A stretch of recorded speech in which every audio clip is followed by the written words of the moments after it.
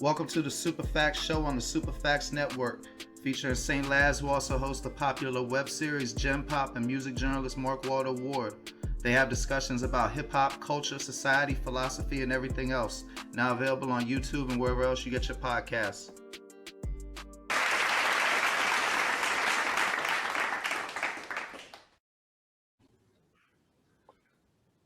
What up, world? Super Facts Show, Super Facts Network. It's your boy Mark Walter Ward. Today we got the Midwest legend, St. Louis hero, battle rapper extraordinaire, the almighty T-Dubb-O. How you doing today, sir? What's up with it, homie? Man, like I said, I can't call it chilling. Man, I'm telling you, I've been listening to your music for a long time. Man, For sure, I appreciate it. shit, like I always tell everybody that say that I appreciate y'all for making the music, especially cats like you. I know at certain points of your career you had to fight to make your music, or at least get your music to do what it's supposed to do. Oh, definitely, man. You know, that's just part of this cycle in regards to the music industry, and when you have people in certain positions controlling what the trend is supposed to be. You know what I'm saying? So yeah, we still got to fight though. You know, being from St. Louis is never an easy thing trying to break into this industry. So every little piece of advancement that we receive, we got to claw tooth and nail for this shit. Man, that seemed like a good reason to just go ahead and tell us about AMG. For sure. Well, AMG is Audacity Music Group.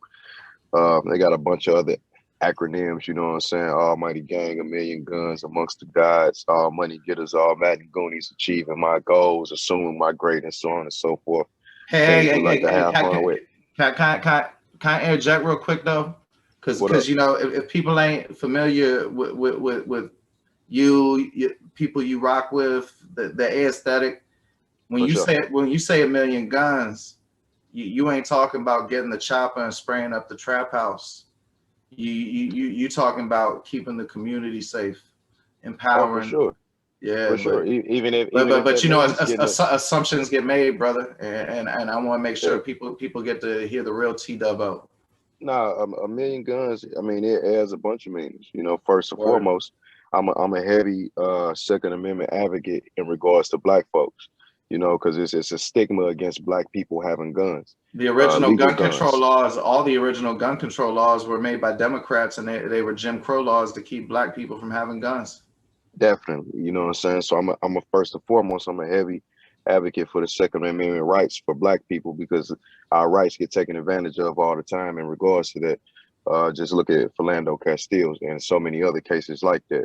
Um, I mean, and then so not even the fatal ones. You know, it gives the law yeah, enforcement officer the proverbial justified reason to basically do some Gestapo shit.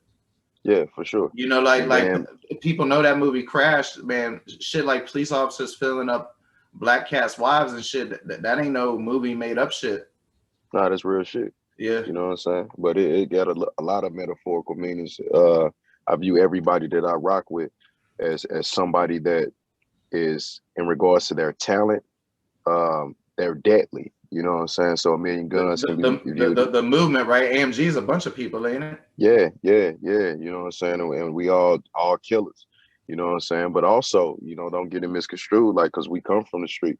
So even in regards to protecting our community or protecting ourselves, if it come down to spraying up a trap house, then you know that it can go that way as well. But you know, as far as the acronyms, that's just different things. But I basically started a label in St. Louis because there are no real opportunities in regards to the industry in St. Louis, especially in regards to ownership. You know what I'm saying? I'm watching so many of these young artists So coming so out. so so no companies that have no corporate office in St. Louis, I would assume, right?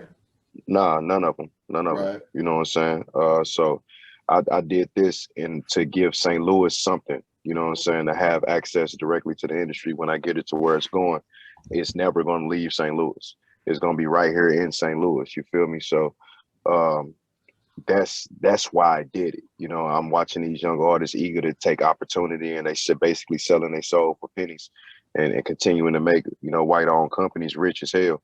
in regards to their talent. So that's why I did it, you know, to teach the artists that, well, not teach, but to show the artists here that I rock with and got respect for, you know what I'm saying, is rocking with the movement about ownership. Because there's no artist that's really directly signed to AMG. It's all partnerships. AMG is like an umbrella.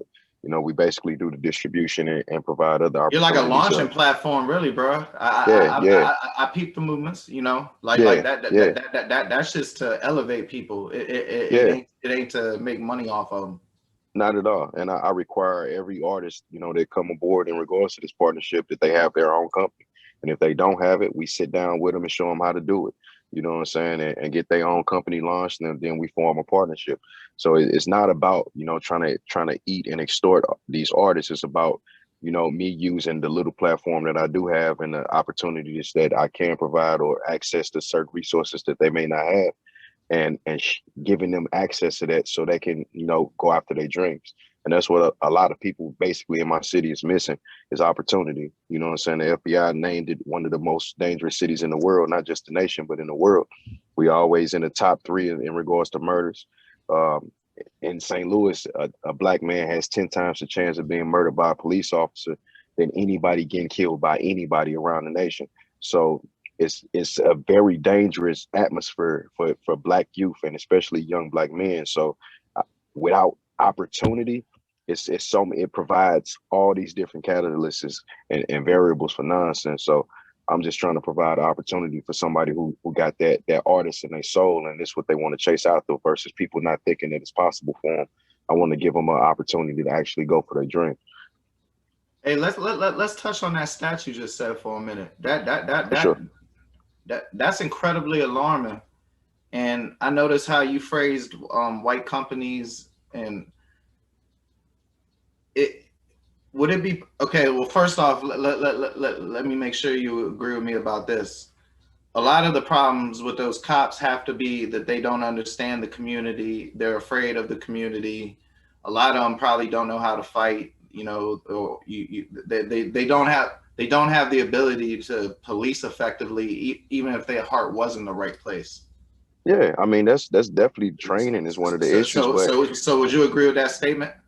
yeah, but I also feel like we've made it okay for police officers to basically kill black folks and get away scot-free.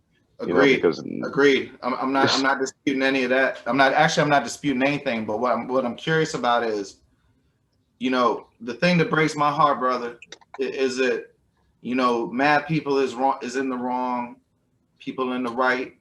You know, you got people on any side or whatever, all both of the sure, extremes, and it just kills me that these rich motherfuckers got all us poor people fighting with each other and thinking that we're the enemy. And no matter how that manifests itself. definitely, This is a definitely, general statement of humanity. So what I wanna ask you is, because, you know, brother, I grew up in the DC area during crack, and for sure.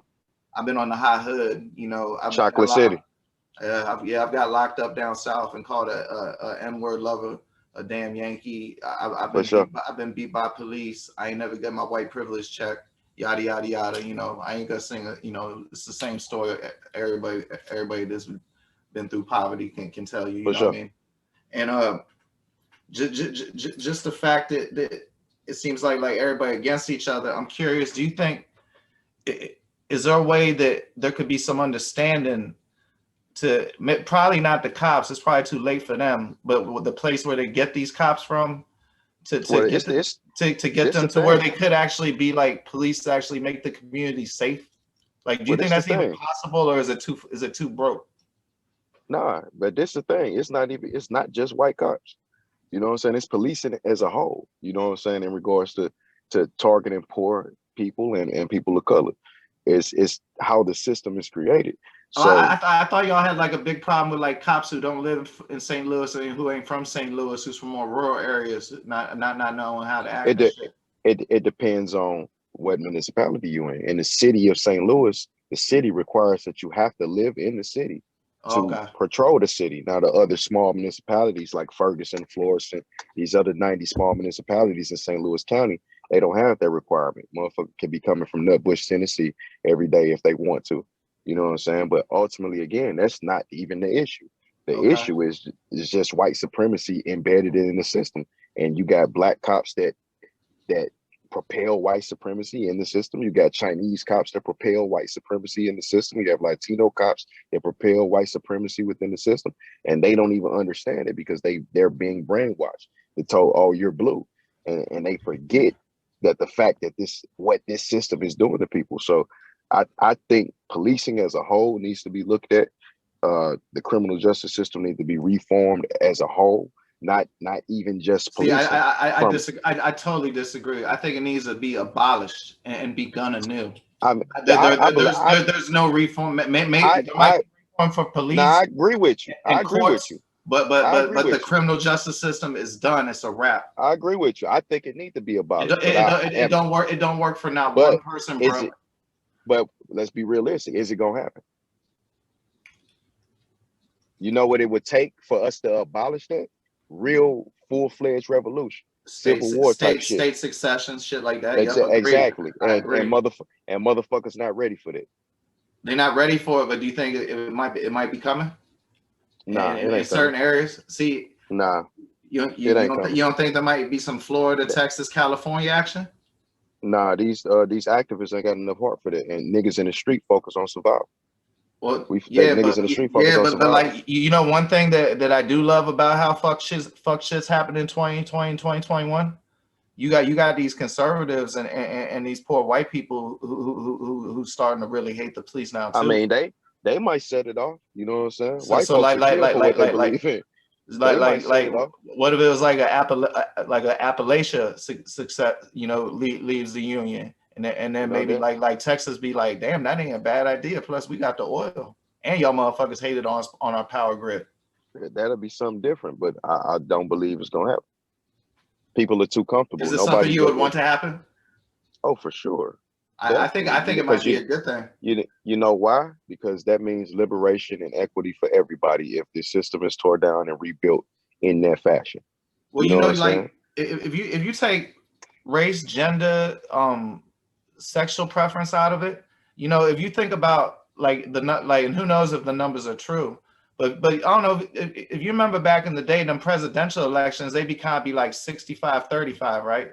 Like the Bama the one would kind of like win, you feel me?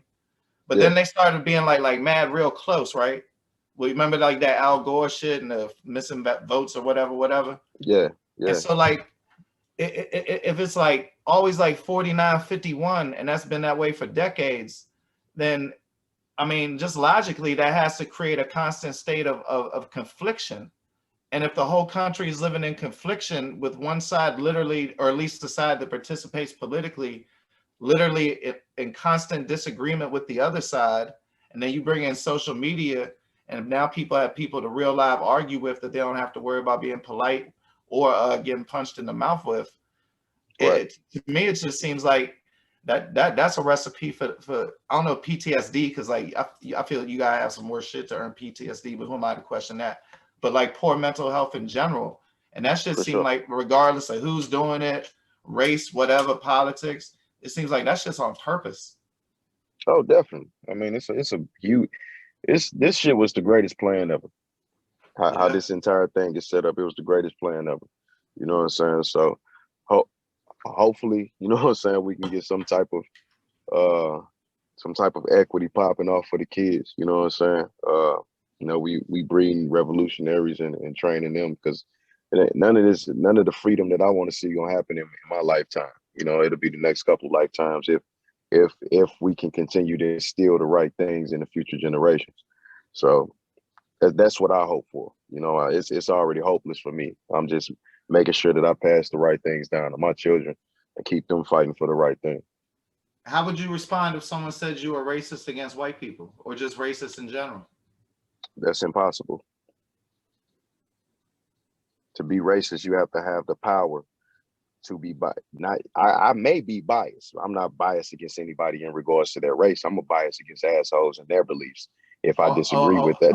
I know you are. Just, if anyone's hearing this, I'm in no way, shape, form, or fashion accusing that man of this. This man gets along with everybody who for sure, who drank that Ackright juice. For sure. But I'm not, you know, I slap the shit out of anybody, no matter the color of their skin.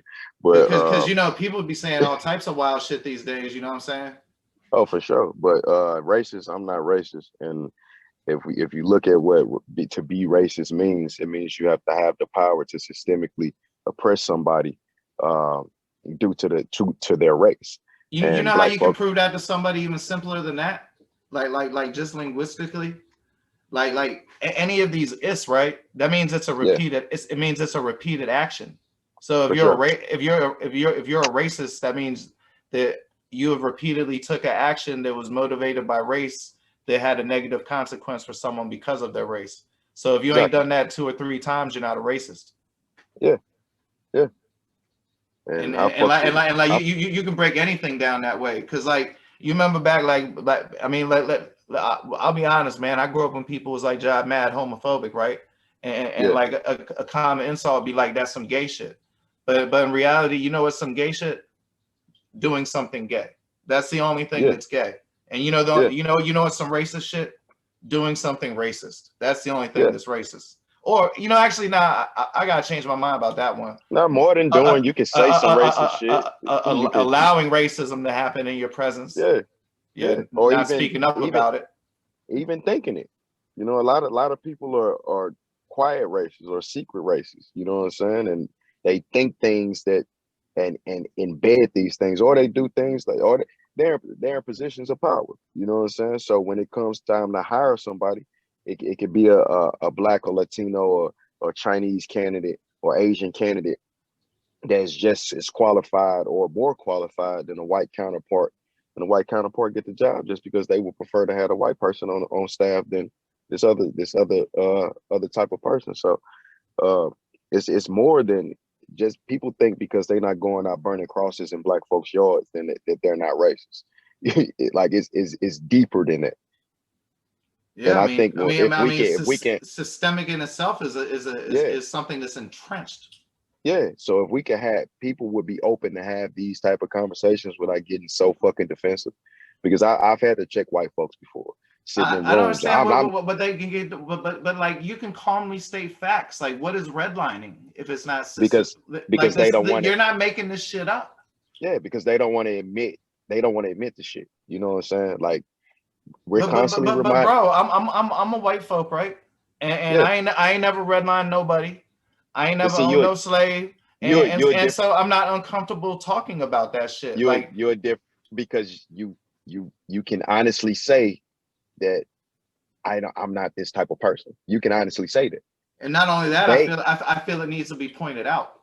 Yeah, but a And I lot of was these doing that people, shit when it wasn't cool, like when it was to yeah, my detriment in the '90s. Like true yeah, story, I ain't graduated from high school in my class. I had to graduate from summer school because I had a fucking white math teacher who was literally from apartheid South Africa, and because I had a black girlfriend, she told me she was gonna fail me at the beginning of the semester, and damn, if she didn't, and damn if I didn't not walk.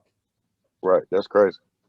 I mean, but I ain't trying to play the world's tiniest violin. Fuck shit happen every day to people because of racism, and systemic racism. I think people that, but it just can't, like you said, like I guess I heard dog gonna holler. I guess Yeah, when they deny that shit, they must subconsciously know they contribute to it. exactly. Or they've watched it and was quiet about it, ignored it.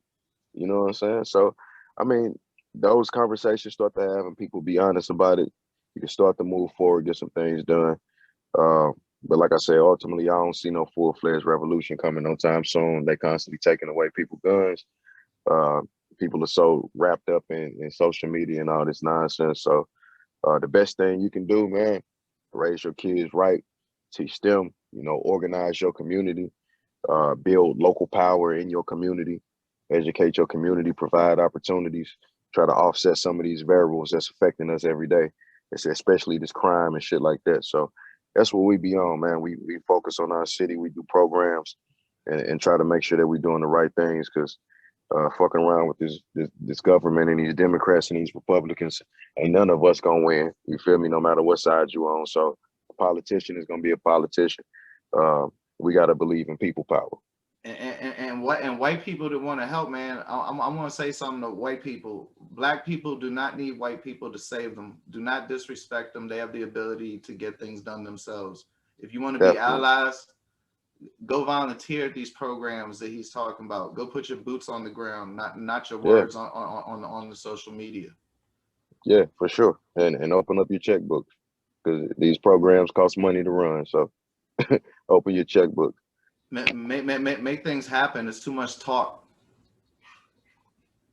You know what I mean? Like I see that, and another thing, it's not no one's responsibility to educate you. Educate yourself. It's not Facts. hard to find the proper information. Check out the Boycott Times. Facts. You know, speaking of AMG though, you know everything don't gotta be all heavy and serious.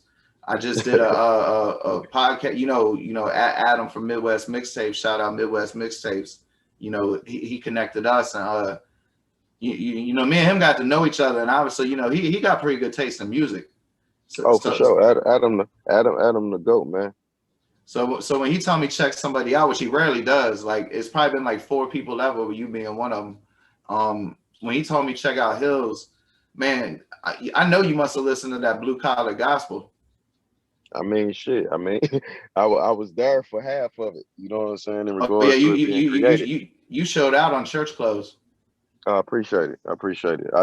I wanted to, accent to it, but I ain't want to take no light. So I wanted to, Man, be a good feature. But it don't gotta be on here. But it could be anytime. But please tell me anything I can do to get that album some more shine. I want to see that man. I mean, AMG Bodine, I didn't know what AMG was, and we started naming the names. I was like Bodine, and you know I know the what was it, Batman versus Bane, right? Bruce First Band. Bruce versus Bane, yeah. Yeah, Like AMG, like I ain't gonna lie and act like I heard every one of you that he named or you named, but I have heard of like 5, 6, 7 of y'all, and for sure. back to the Adam thing, man. Like it's always good music, like Midwest Mixtapes. It ain't no like this is what everybody else doing. You know what I'm saying? It's people that's putting out dope shit, and Yeah, I just want to help anything I can do to get that AMG stuff out there, because like I love the disparity, like how we can touch on this what's going on in society shit, but then you can have a banging ass joint like your new single More Lit. You know, for what you sure. still touch on some things, but you know you live as a I mean you already know you live as a motherfucker on that shit. Oh, for sure, man. I had to get out the. I used to be stuck in this element of I want to prove that I'm the best rapper in St. Louis or from St. Louis. And I had to get that out my mindset, man. At this point, like I just want to talk my shit. Hold on, That's it. you're not. I mean, that's subjective to whoever may think so. I think so. You know what I'm saying? But I thought that was commonly held. So hold on. So when I introduced you, you know, like I don't just be like trying to say some nice shit. So for sure. you'll be open in the interview. You do realize that you're like a real live legend, right? Oh, for sure, definitely. Okay. But I still try to, We didn't even touch on the battle rap, but like you're a battle rap legend, a real live battle rap legend. yeah, for definitely am. But You're but one of people, probably less than 20 people that's a battle rap legend who has not only excellent songwriting abilities, has fucking concept albums. oh, for sure, definitely. And I mean, it's rare and few in between, but people still have a subjection. So I think with the Uh, latest shit, I've been trying to I mean, more there's so mad just dope people from St. Louis. Shout out Tough Poe. I love Tough Poe.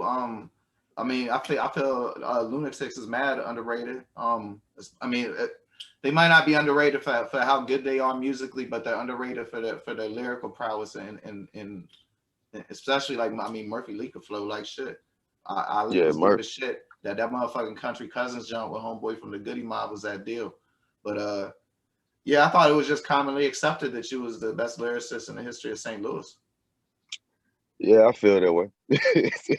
I mean, I've heard that It's a said many times. I mean, this it's is a the lot first of time people. I've ever talked to you, bro. But I've been hearing that for I guarantee I've heard at least 100 people say that. It's a lot of people that say it.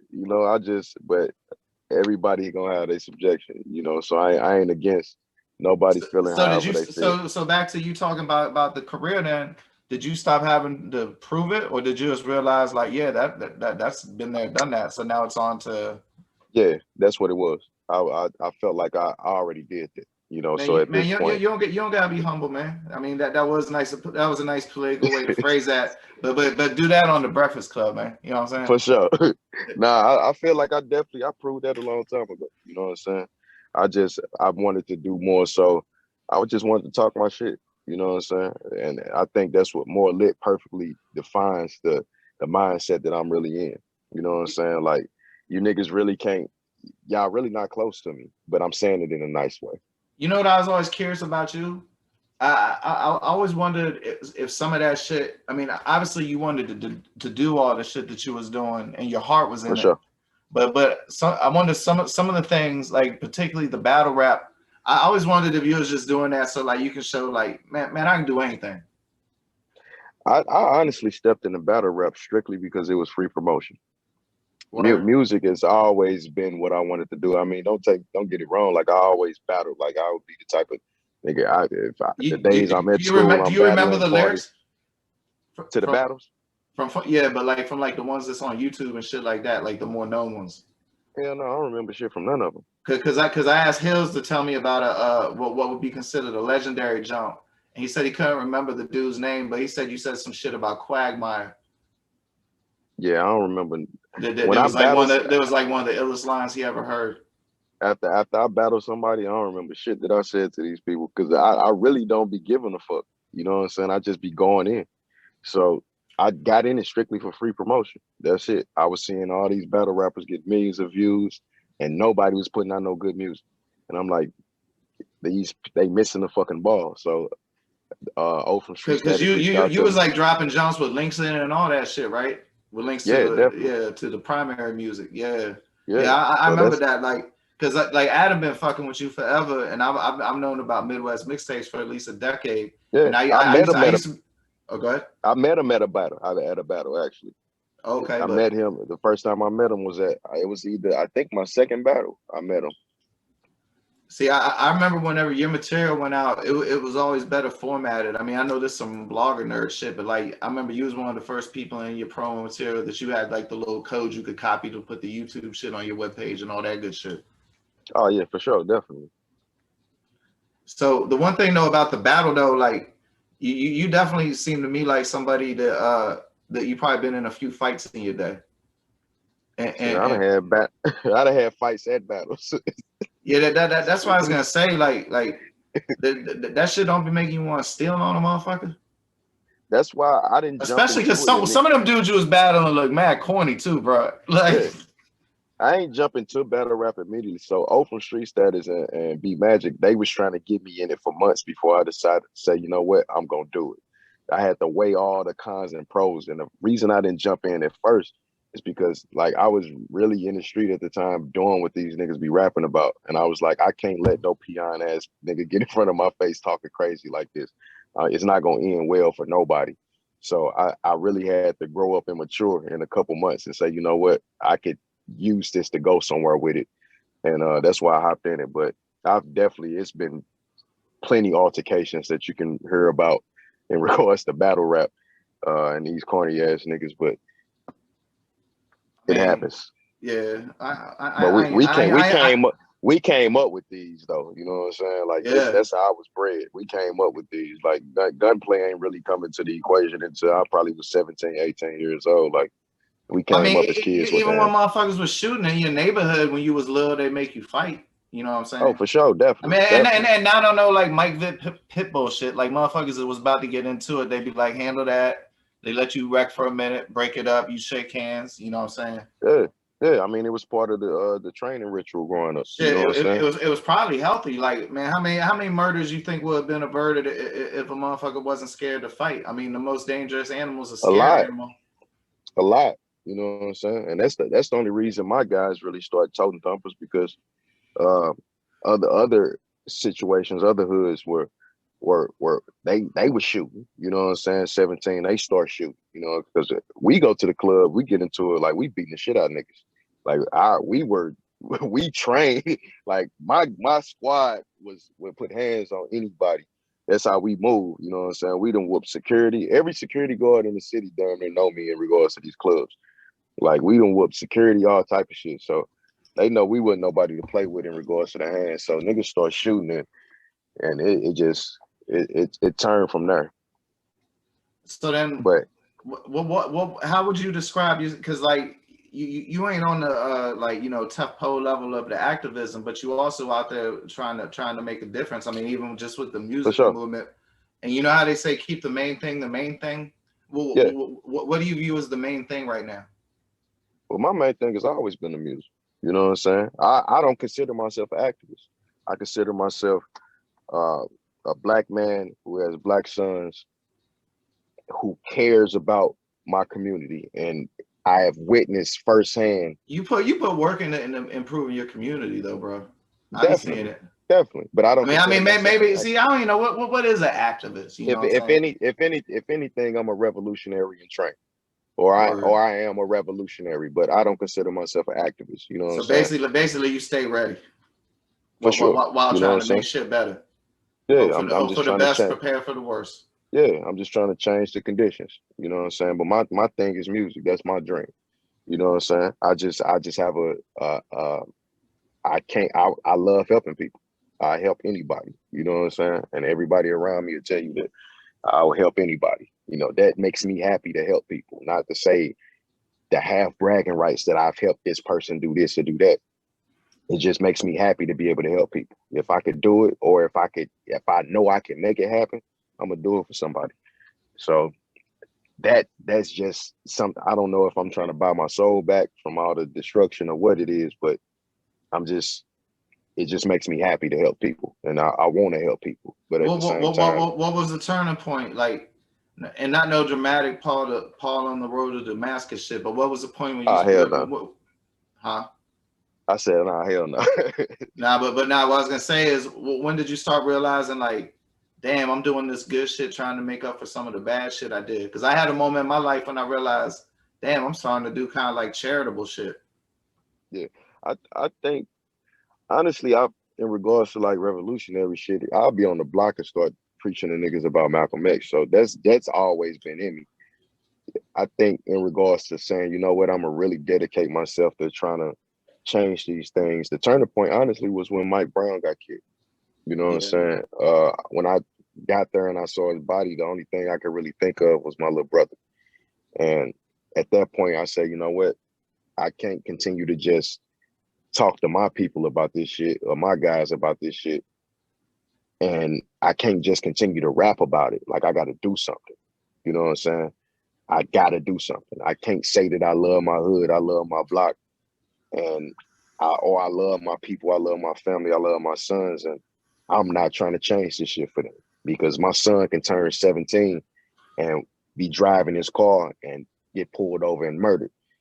And me being a father, knowing that this could happen, but I didn't do everything in my power to try to prevent this from happening. Not just saying, "Oh, I'm gonna raise him to be a good person." That shit don't matter.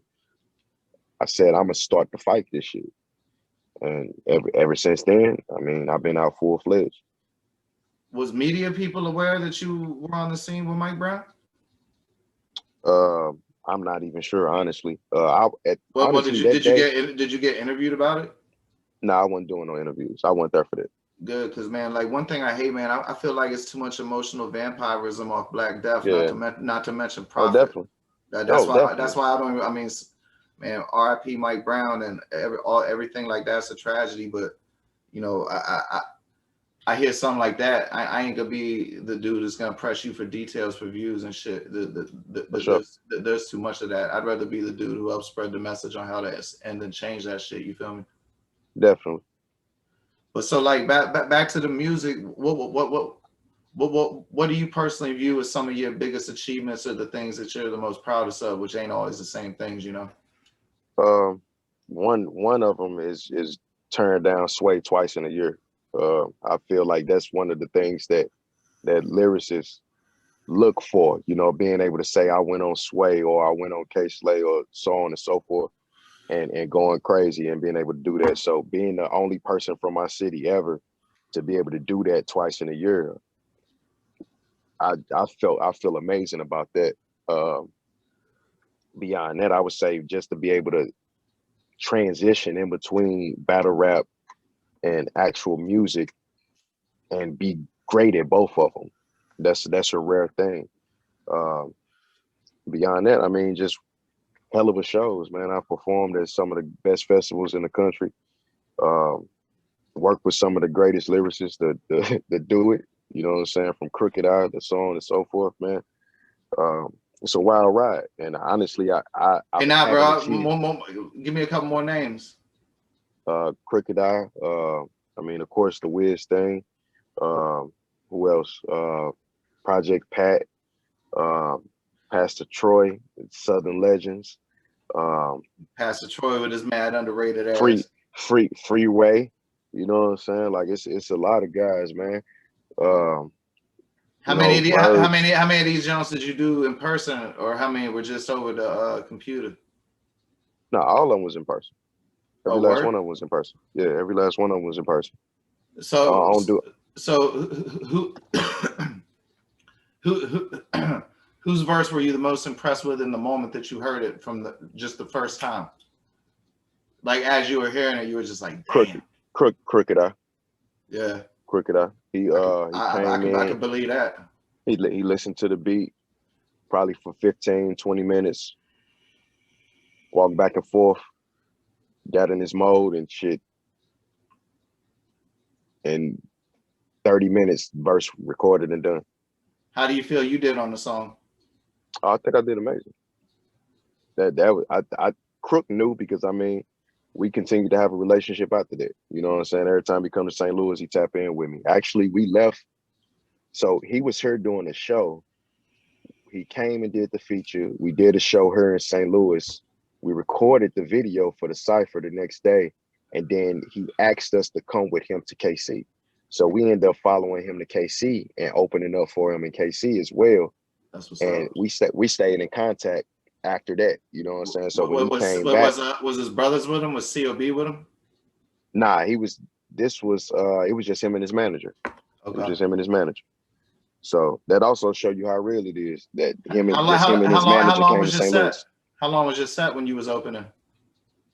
Shit, man, I don't even remember. Probably 10 minutes or so. It wasn't a very long set, maybe 10, 15 minutes. Hey, that's still some good exposure though.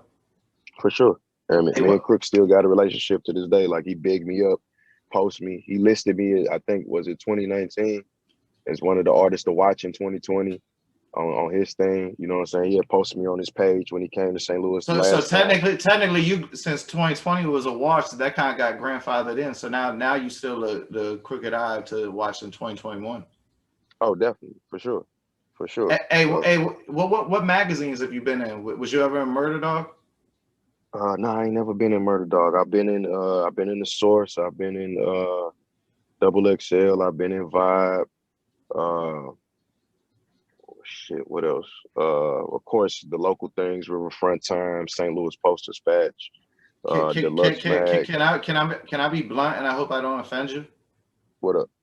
Man, like I said, I've listened to a lot of your music, and you know, I've seen you on like Hood Illustrated and 24/7 and Yeah, all that. Hood Illustrated. What else? Man, it's a bunch. Man, it's I'm But forgetting a lot of fuck. what I want to ask you is, I truly hope I don't offend you, but I feel that your level of accolades aren't commensurate with your levels of ability. Oh, not at all. Not at all. And why do you I think haven't that is? received Why do you think that is? because Is I'm it from St. because of Louis. the pro black shit of St. Louis? Nah, it's that, but it's mainly because I'm from St. Louis. If I was from LA or New York, I would have been out of here. I would have been out of here. I can Yeah, I compete with believe it. any of these niggas. Oh, I already know, bro. And Hey, like, I'm doing all this on my own. They got writing teams, they got production companies, they got the whole machine behind them creating these things. Like I would focus have been out groups of and here. shit for the singles Yeah, and all that shit. Yeah. yeah, yeah. You know, man, I'm sure you know, but people don't even know these record companies be having motherfuckers that know like what frequency to have shit to make a motherfucker more likely to dance to it or not to change it and Exactly. shit. Yeah, exactly. Like You that know what I'm sounds like saying? So some conspiracy theory shit, but that's some actual like nah, but it's verified. real shit. It's validated science. Yeah. Yeah, it's real shit. So give me one of them teams and see what I do with it. Yeah. Yeah, man. Man, shit. I'm sure that'd be motherfucking amazing. So what's the next move musically? I got an album coming out called Civil Disobedience. It's dropping April 16th, 4/16, which is I didn't think about this till after I chose the date. It's going to be my 4th solo album, and every solo album before this had 16 songs, and this one has 16 songs, and it's dropping on 4/16. So I didn't plan that. That's just how it happened, because when we started AMG, I said every artist that was prepared to release a project, I wanted all them artists to drop before me to show them that I was serious about helping them. So everybody set a schedule. We've been sticking to that schedule. And I said, you know what? We was picking dates. This was before I hadn't even started working on the album. We was picking dates, and I chose April 16th. I didn't even think about it. So when I started mastering the project and I realized that I had 16 songs again, this is the 4th album. All the ones before this had 16 songs, and I'm dropping on 4/16. It was like the fucking universe was smiling on me. Yeah, that's some synchronicity for you. Yeah. Hey, what you think happens to you after you die? Shit, I don't know. I guess we'll find out. Shit, I heard that. I want to get into Malcolm X in a minute, but that the way you said that indicated to me that you that you probably read quite a few things. What are some books that made an impression on you? Art of War by Sun Tzu.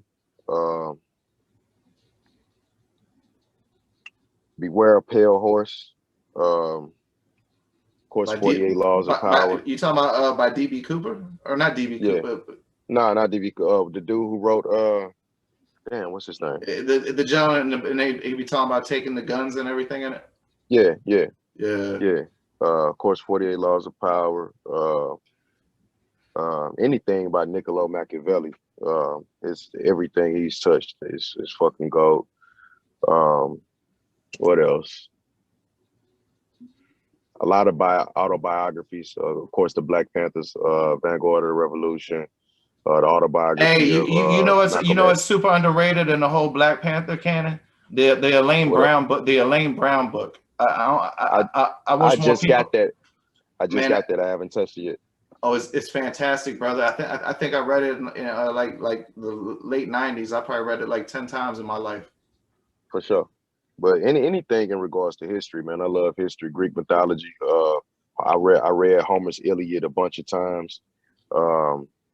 Shit, man, I've shit a lot of things. You know what I'm saying? But definitely a lot of history. I don't really do the fiction books whatsoever. That ain't really my thing. So other than Nat Turner, Malcolm X is by far my favorite historical figure. For sure.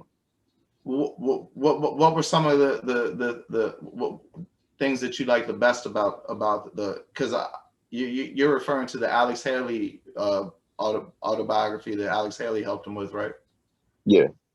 Yes. So what were some of your biggest takeaways? What were some of the things that made the biggest impression on you? Mainly just his transition. You know what I'm saying? And the dictionary, right? That's some shit, ain't it? Yeah, but I mean, it was the same thing with me. I spent like 6 months in a halfway house transitioning, and the only good book they had in there was the dictionary. So that when I start battle rapping, and motherfuckers were like, oh, you know all these big words. So it's just, I mean, I was reading the dictionary literally every day. Hey, boredom is a hell of a motivator, ain't it? Yeah. You know what I'm saying? And I wasn't doing it because, I read that Malcolm was doing it. Shit, I was just, like you said, boredom. But just his transition. And I think so many people just working in this organizing space and in this social justice world. I say this all the time. The social justice world is dirtier than the dope game, because you praise people like Malcolm, you know what I'm saying, who was able to make that transition from a street nigga to going out here and put his life on the line for his people. But now you try to close those doors for those same people that could do that, you know what I'm saying, that could really lead the community. Like you say smelling ass niggas, nobody in the hood is finna follow you. You know what I'm saying? So Step aside and learn your demographic to lead. They're not listening to you, nor do they want to be involved, but we can't change none of this shit without the streets. So it's people out there that want to lead, that come from that want to lead, that are educated, that know how to organize, that know how to speak, but they want to be the gatekeepers to this thing because, I mean, they're propelling their middle class lifestyles off of it. So Have you listened to a lot of Malcolm X speeches? Oh, definitely, definitely. Does it strike you how the things he's like, you know, again, back to the racism issue. If racism is defined by actions that hold a race down and people deny the existence of systemic racism, isn't it amazing that the things that Malcolm X was saying in like 1965 could be applied across the board today, minus the social media aspect? For sure, for sure. And I mean, these are just things that you could see what's coming. Um, and a lot of people wanted, and don't get me wrong, I got a huge respect for Martin Luther King, and we started to see a more radical Martin Luther King towards, you know, the approaching his demise, unfortunately. Uh, and as he said, you know, I fear I may have led my people into a burning house, because they used to call Malcolm, you know, crazy and all these different things. He was a radical terrorist, and the black groups, you know, like the on the more passive and peaceful side would allow him to be crucified in their nature. Um, but all in all, he was right. You know, he made a lot of mistakes starting out, and he began to grow more into his space and mature and learn more as he became older before his demise. Um, but that just came with wisdom, time, and experience in regards to what he was trying to do. But I think Malcolm, you know what I'm saying, was, if not the one, definitely one of the greatest revolutionaries we ever seen on this earth. Man, I couldn't agree more. You know, speaking of strong black leaders, other than Dr. West, who would you say are some of the strong black leaders today? Today, Yeah, because like um, I'm not trying to be dismissive or shit on anybody. for sure. I definitely don't fuck with Kamala Harris, and Nah, I just don't see who who it is. I'm gonna just say Ferguson, man. You know what I'm saying? If Ferguson had never happened, it wouldn't have opened up. It wouldn't have made people comfortable to do none of this shit that's going on. You know what I'm saying? From revolutionizing the live streaming in regards to the protests, to our chants, to the overall radical aspect of it. Everybody's been trying to mimic that since, and they're trying to erase Ferguson from this whole movement for Black Lives or Black Lives Matter thing. But they can't, because none of that would be going on or would be prominent. Black people wouldn't even know what Black Lives Matter was if it wasn't for Ferguson. And there was street niggas and street women from St. Louis that popped that off like that. So I'm just gonna say Ferguson in regards to leaders. I ain't gonna, and Rosa Clemente, Well, Rosa Clemente from New York. let me ask you this, specifically America, and let's say the last 150 years. Why is America so scared of a black leader? Like, what do they think is going to happen? Like, let's say Malcolm and Martin don't get assassinated. Like what? Yeah. What's the end game they see that's so bad for them? That's gonna, you know. Their lifestyle, like you said. But Black death I is, don't think anybody was coming to take anybody's shit. I think people just wanted to have no, it. I mean, they was. You got to think about it. Like you said, Black death is one of the most profitable things in this country. Black oppression is one of the most profitable things in this country. You know what I'm saying? Think about how much money these police departments make, prisons, so on and so forth. These fast food restaurants, Well, these I mean, billion-dollar companies. you don't think that some smart minds could figure out another revenue stream other than fucking prisons? Shit, if that was the case, they would have been did it. I mean, I guess I think we those motherfuckers that do that shit and are evil and enjoy sadism. You know, not definitely, Satanism, but definitely. sadism. You know. Not only is the profit, I mean, it's the control. You know what I'm saying? So Because that's trust me, another bro, thing. I've been in many facilities, and there's definitely people that like their job. Oh, for sure. They think they're doing a good thing. You know what I'm saying? So Now, so how about all time historically? Like, why does it seem like the world has always been scared of strong black leaders? hatred, man. Hatred. I mean, what do they think is like the one thing that I just don't understand is like, I mean, I hear you take what they have and all that shit. I mean, in this world of abundance, especially like, you know, hundreds of thousands of years ago, when there was much less people and more for everybody, I Yeah. I just don't understand like what's the horrible outcome that they're so afraid of. Man, it's just hatred. You know what I mean? Look at what transpired with Africa. You know what I'm saying? From the Romans coming over to the and taking over Egypt and parts of Africa, to the English taking over, you know what I'm saying, South Africa, so on and so forth, with apartheid and all these different things, man. It's really just hatred and extortion. That's it. So obviously, you and I mean, by obviously, I mean everybody should be against slavery in all shape, form, and fashion, right? Definitely. Do you know what the word? Do you know where the word slave comes from? More than likely Africa. Nah, it comes from people going and kidnapping Slavs. You know, people like Yugoslavians, Czechoslovakians, and forcing them to For do sure. work. Okay. Yeah, I That's never knew that. that's ironic because, like I said, I don't deny anything of systemic racism or the plight of the black man in America or just any of that shit. I grew up with it. I seen it. Like it's anybody don't believe that shit. Motherfuckers got killed in my high school and it didn't make the news. A Right. white kid got killed at a fucking fast food joint, acting a damn fool, and that shit was in the newspaper 7 days straight in the Washington Post. A kid in my high school that was fitting to go to Harvard, literally, which didn't really happen in my high school, got killed at school, and it barely got a mention. But For sure. on top of that, though, I am white, and I don't feel that I should have to be ashamed of that. And I've been to places like, I've lived in like Houston, Harlem, yada yada. I've also been to places like Appalachia and places where there's real poor white people, and admittedly, many of them are ignorant and many of them are racist. And and no excuse. I'm not trying to take up for them, but it just, like I said, it just kills me that all of us poor people are each other's enemies, or Right. set up to be that way. And no matter who's in the wrong amongst us poor people, if we could just band together. I agree. Because The Superfacts Network, home of Jump Pop, SDE, and the Superfacts Show, now available on YouTube or wherever you get your podcasts from. Come check out St. Laz, G from the Shop, and Mark Waldo Ward.